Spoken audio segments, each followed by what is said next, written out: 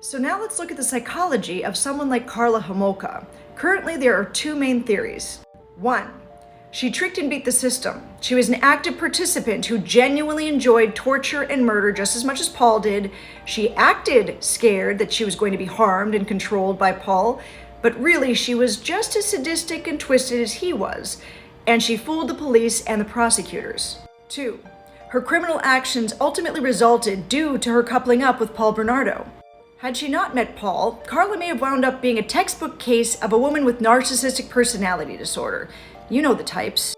You may have a neighbor who you can't stand being around who has this diagnosis, but she isn't a killer.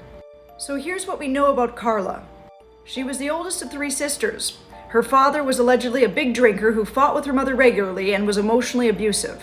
Karla was considered a daddy's girl, though he would oscillate between strong affections towards Karla and calling her a slut and a whore when he drank. As a child, Karla scored abnormally high on standardized tests. She was known amongst her peers to be a bully, making fun of people she thought looked weird. She craved excitement, she broke rules, and she showed little compassion for others.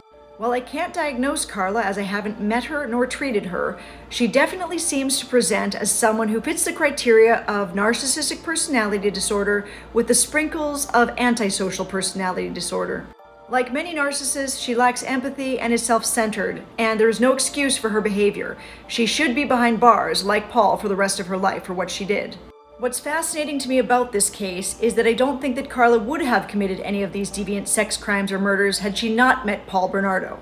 Before meeting Karla, Paul had already been stalking and brutally raping and beating women, and according to experts, there was only a matter of time before he actually killed one of them. We know he regularly beat and degraded Karla on a regular basis. He once cut off the head of her pet iguana and barbecued it and ate it like a hamburger, and another time he spread his own feces on a piece of bread and made her eat it.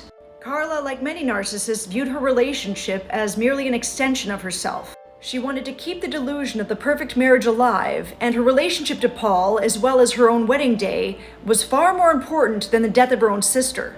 She was selfish and callous and would do anything to please Paul.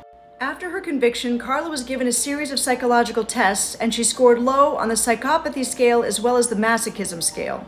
This strengthens the idea that her relationship with Paul was a key factor in her behaviors.